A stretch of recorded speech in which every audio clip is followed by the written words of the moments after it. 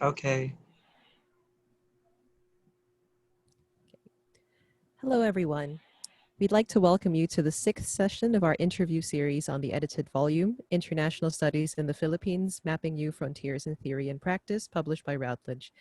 Today we are interviewing Erickson Calata, author of the chapter Constantino Revisited, The Miseducation and Diplomacy of the Filipinos. Erickson D. Calata was a former assistant professor at the College of Governance and Public Policy at the University of Makati, Philippines. At present, he teaches in the Political Science Department at the Polytechnic University of the Philippines in Manila. At PUP, he handles political theory and methodology, Philippine politics, politics of Southeast Asia, and comparative politics. He has published papers on social policy, resettlement and governance, and social trust and democratic spaces. His recent research interests include the politics of knowledge production in the global south, nationalism, and the colonization and decolonization of knowledge. Conducting the interview will be myself, Francis Cruz, and Dr. Nasif Adyong, both from the University of the Philippines, Diliman, and editors of the book. Hello, Erickson. Hello, Frankie. Hello, Nasa. Hello, Eric. Good evening.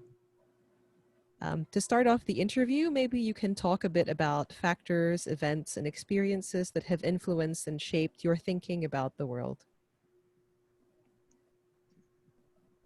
At first, it has been my natural propensity to think about the world around me.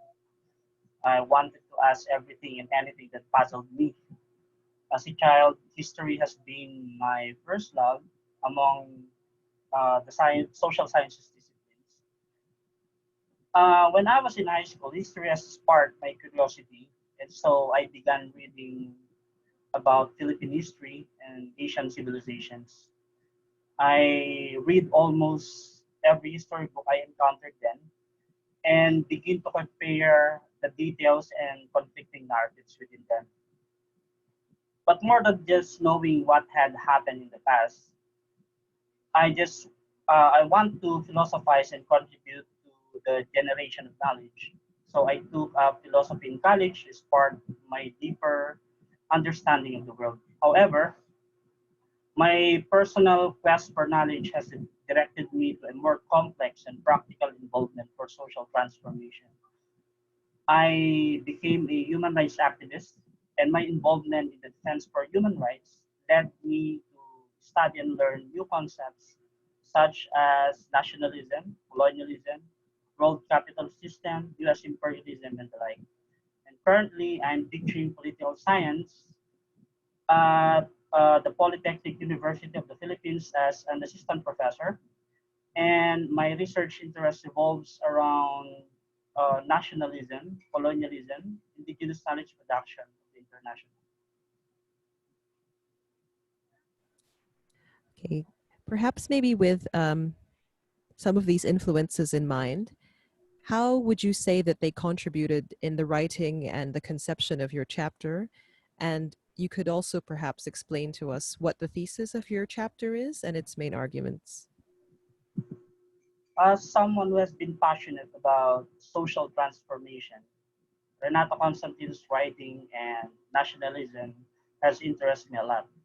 His books on Philippine history, The Past Revisited and Revisiting the Past, have transformed my prior appreciation of history that is purely memorization of dates, places, and events into history that is written through people's struggle under the pretext of nationalism. The two books have introduced me a different perspective in understanding history. His most famous work on miseducation of the Filipino people has been my favorite since college, and until now, I religiously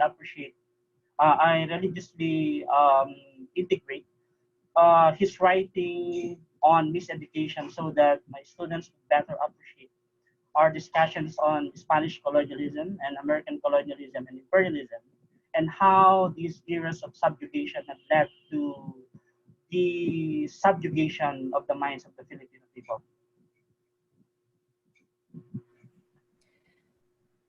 My chapter has put Renato Constantino's miseducation of the Filipino people into a new realm. as I tried to use miseducation as a framework in understanding the diplomatic activities of Filipino politicians since the advent of American colonization in the Philippines.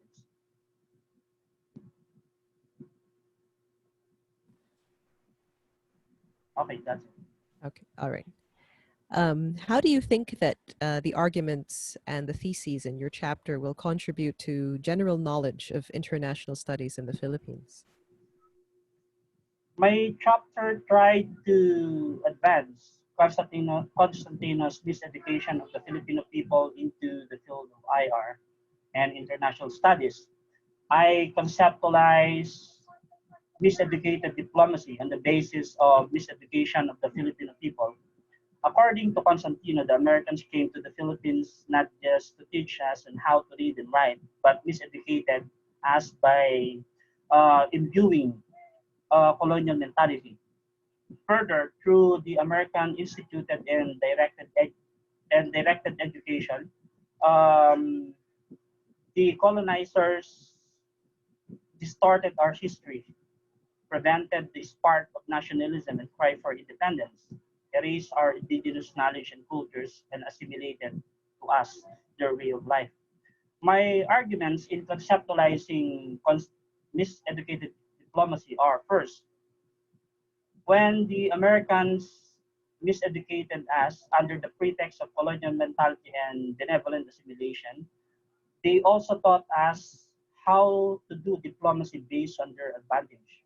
They groomed our politicians in such a way that the latter would treat the former's friend and foes as theirs. I explained the connection or such connection using Franz Fanon's colonial psyche and Edward Said's Orientalism and the like. Second, the colonial language functions as a tool of oppression when used as a medium of instruction in historical writing per se and in knowledge production, but at the same time to conceptualize the conduct of legislation and diplomacy upon forming a neo-colonial state. And third, most of the politicians in the top positions in the bureaucracy during and after colonization are blinded by the fact that they assume the national interest of the foreign country as their own interest. The colonial psyche of the bureaucrats is politicized, therefore, and it functions as the representation of the former colonizers. The politicians' neo-colonial psyche subsumes nationalism and even political interest. Doing diplomacy and acting in the international system, not necessarily for peaceful objectives, but in alignment with these interests and or foreign policy goals of the former colonizers. Thank you, Eric, for your contribution to the edited volume on international studies in the Philippines. Now, I'd like to ask, what advice can you provide to international studies students and novice scholars in this country regarding international studies as a field of knowledge and also as a profession? First, one must have to ask questions or ask something as if it was the first time that such a query was ever raised. Then think about how this query would contribute to a field of knowledge. In IR specifically, there are so many things that are worth studying in the Philippines, particularly. Our task is to generate studies and literatures that would frame Philippine IR. After doing such, it is only then that an IS profession with a Filipino character has been uniquely founded. Okay, thank you, Eric. Our last question for this interview is, what are your thoughts? How can international studies in the global south, particularly here in Southeast Asia and also here in the Philippines, can move forward, advance, and have a conversation with the mainstream Western international relations? I think that the dominance of Western and traditional IR must have to be traced back into the civilization and stabilities of West. This civilizational stability was heightened through their colonial projects in the East since the 1600s. Colonization led to ruining the civilizations in the East, destroying their previous established knowledge, and of course, assimilating Western culture and knowledge. This further led to unbridled monopoly and supremacy of the West in terms of knowledge production. Thus, the hegemony of the mainstream higher theories.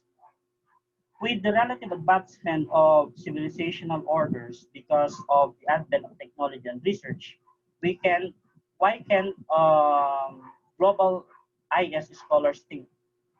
It's time, I think, to fulfill the theoretical gaps between the global south and the global north scholars, and these gaps should be or can be filled in through advancing indigenous knowledge, which is a unique epitome of the global south, furthering post-colonial theories, reflexivity, and decoloniality. Thank you. Thanks, Eric. Thanks so much, Eric, for your contribution to this volume and for sharing your thoughts with us today. Please stay tuned, everyone, for more interviews from international studies in the Philippines, and see you all soon. Bye. Good night.